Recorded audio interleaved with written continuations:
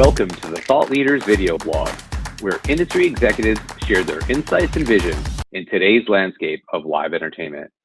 Ryan McNeill, thank you so much for joining the Thought Leader series.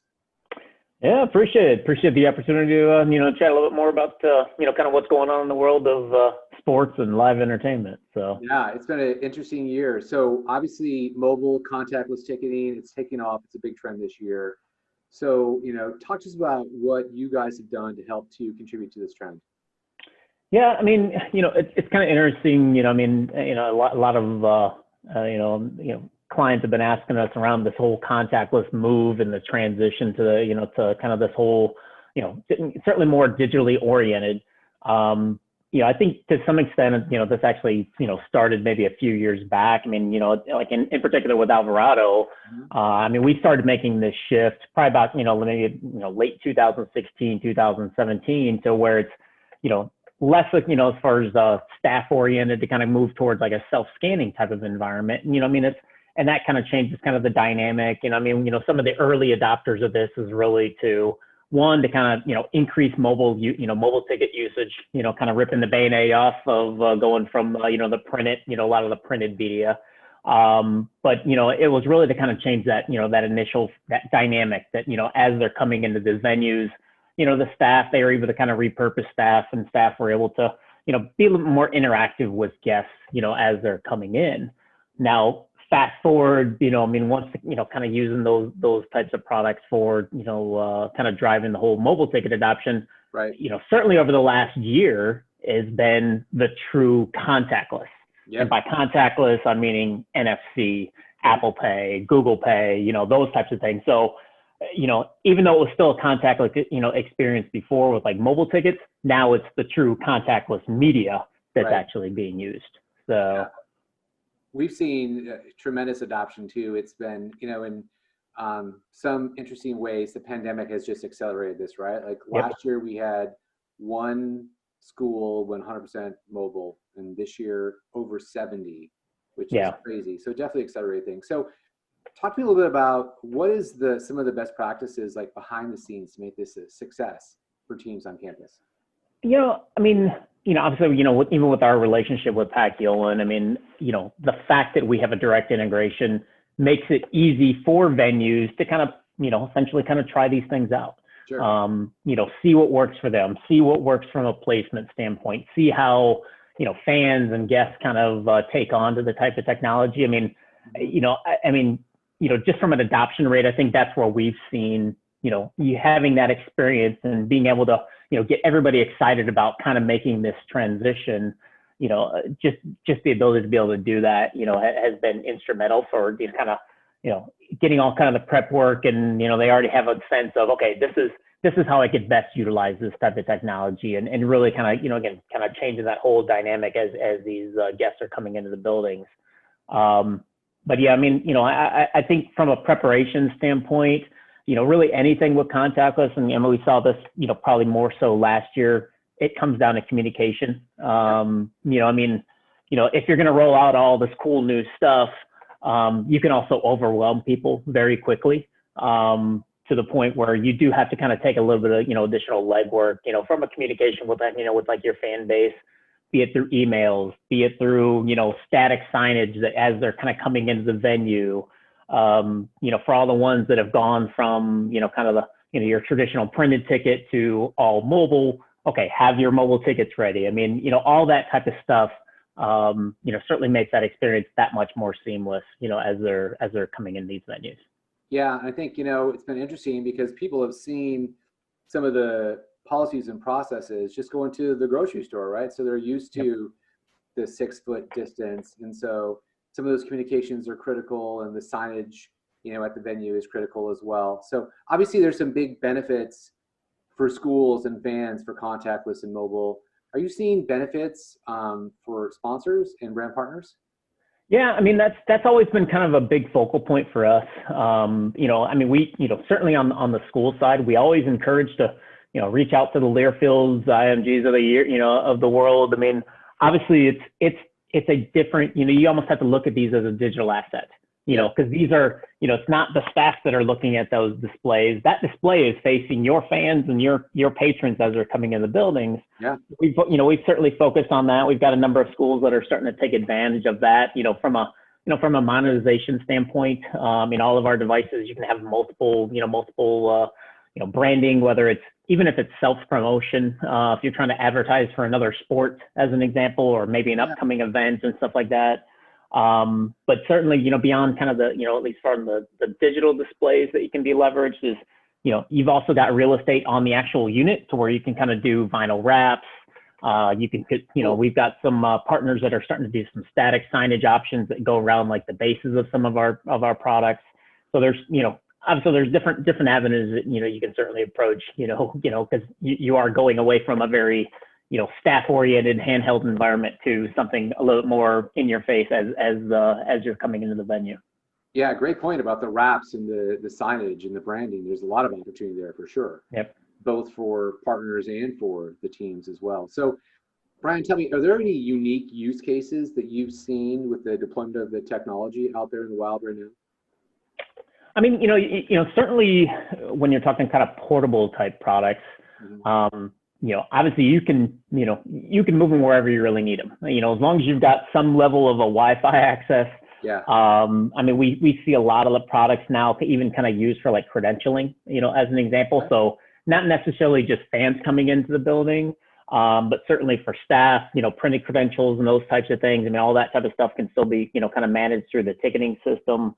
You know, we have a lot of premium areas as an example where, you know, maybe you're creating a brand new premium area, or there's some other maybe unique experience that you're starting to present to the guests, you know, kind of, you know, during the course of an event. You know, you've got that flexibility now, you know, kind of just go ahead and, you know, go through the device and configure where, you know, okay, now I'm at this particular area today. Now I want to accept these special use tickets for these types of things. I mean, you know, others are getting a little bit more experimental where they might take a hotspot to like a fan event, maybe like a socially distanced event that's even outside of the sporting venue. You know, I mean, really wherever you kind of want to get a check-in and get that data as far as who's attending these events. You know, still being able to maintain the whole socially distanced and the contactless sanitary type of experience. You know, I mean, that's where you're starting to see these products used in all those different types of situations. So, yeah, I mean, it's, you know, definitely has opened, you know, a number of doors for a number of venues. Yeah, it makes sense. I mean, just the whole contactless technology is huge, and premium, I'm sure there's a huge opportunity there, or other ways as well. And the sensor mobile, that makes it easy to adopt. So I think we're off to a good start for football, right? And it warms my heart. God bless, football's back, you know. So basketball's on the horizon. A lot of people are starting to think about basketball. Is there anything unique or a best practice that teams or venues should think about as they go to indoor events with basketball or other sports? Yeah, I mean, I think the biggest thing that, you know, when you start looking at indoor spaces is you're a little more confined, obviously. So not only confined from the actual venue itself, but also where all these patrons are passing through. So I think, you know, that's probably the, you know, the most critical thing to really kind of look at is, okay, how do I space out these lanes? How do I cue people effectively, you know, again, maintaining the whole socially distance. But, you know, as far as, you know, you don't want to create all these bottlenecks, you know, certainly where you're kind of doing, you know, self-scanning and, you know, as far as for gaining entry into the venue. I mean, you know, that's probably the biggest thing that we've kind of seen. And that's usually the biggest thing that we try to work with our client base is, okay, here's kind of best practices is what we would recommend. Here's how you can kind of place staff in relation to the devices. Here's how they can interact, you know, with the guests as they're coming into the building. You know, it's you know, not rocket science, you know, by any means, but it's really just things that, you know, you have to be cognizant of, you know, as you're putting out these types of things. So. Yeah, for sure. I mean, this year is full of new normals, right? There's so many new processes and things that we haven't thought about. And football, I feel like collectively the community tackled football, no pun intended, but also basketball's next, and it's going to create some new unique challenges and opportunities. So that's great. And it might be one of those situations too that, you know, depending on kind of how, like wireless infrastructure, you might need to extend the perimeter. So instead of maybe right inside the doors, maybe depending on kind of what the environment looks like, maybe you want to look into doing, kind of your bag checks outside the perimeter and then kind of extending out. So now you've got more space to be able to kind of work with, versus trying to, confine everybody within these really tight locations. It's all things, obviously, just kind of having some of that flexibility that, just because you did it one way in the past doesn't necessarily mean you need to do it the same way, given everything else that's going on right now. Great point. Yeah. Just thinking outside the box, I think for sure is definitely something that everyone needs to contemplate this year. So great. So Brian, are there other products or solutions you guys are thinking about for the future to continue to, help with the momentum and also address some safety concerns for the pandemic? Yeah, so obviously the pedestals, in particular for us, at least with the number of the Pacquiao client base have by and large been the most popular product. You're starting to see obviously from a self-service, self-scanning type of application. We're starting to see a fair amount of interest even in kind of like premium areas where if you've got these private suites, as an example. Yeah. We can add in that, that same type of experience that you get, as far as at your primary point of entry. Now they're self-scanning to unlock a suite door, go into their private suites, to the point where, they're not, just leaving the doors open and anybody can kind of walk in, by any means.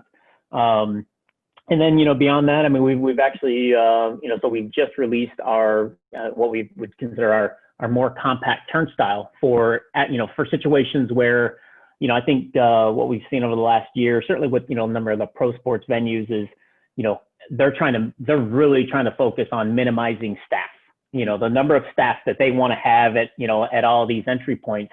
And really the best way to do that is to have some sort of physical barrier for those types of situations. And so we've actually taken kind of a page from like the InterQ terminals, as far as from a design standpoint. And we've come out with what we refer to now as the UltraQ terminal. It's a larger device. NFC 100% front and center. It's like almost the primary focal point for the UltraQ. And it's basically fully integrated on a motorized turnstile that, pretty compact footprint. You're able to kind of wheel it out, much like you do on the InterQ portable pedestals, and away you go, in terms of, now you've got a physical barrier element where you've got maybe one staff member that's able to monitor a bank of these units, for those types of situations. Those have become, fairly popular with the number like the football venues, as an example. Sure. And then, as far as some of the, new feature sets that, that we're working on right now. I think we're in the kind of the final stages of coming up with a solution for doing like the facial recognition as well, though. And we're really looking at that more from a modular perspective, to where obviously we've got a ton of products already out in the field, to where, it's almost like more of a bolt-on type module that, if you do want to kind of come up with maybe these, these VIP lanes or, premium, some sort of where, obviously, if you're willing to kind of use your selfie, per se as the ticket, that maybe that might be a good option for those types of situations. But yeah, other than that, continuing, software tweaks and, just trying to make the contactless experience that much, more effective in, the grand scheme of things. Awesome. Great stuff. So last question. It's the hardest question. Just kidding. Yeah. Silver lining of the pandemic. What's your silver lining? Well, the silver lining could be good and bad, spending more time with the family. But actually, to your point, when you made the comment about, football's back, yeah. Just having found myself back in venues here over the last 30, 45 days. Yeah.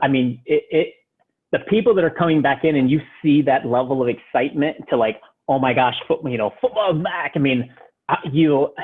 There's so much more appreciation for those types of experiences now than I think there were ever before, because when you go without it for so long, people long for it, and just myself, just being in that type of excitement and that type of environment, You know, I mean, you just, I appreciate it, you know, just infinitely more than maybe, you know, than maybe what, you know, those of us that have kind of been in the industry for a while that we kind of took for granted. You and me both. Yeah, I totally agree. Well, great. Hey, Brian, thank you so much for joining us. Yeah, no worries, man. Appreciate it again. All right. Thank you for joining the Thought Leaders video blog. And remember, everyone can step up and be a leader in their own way. We look forward to seeing you next time.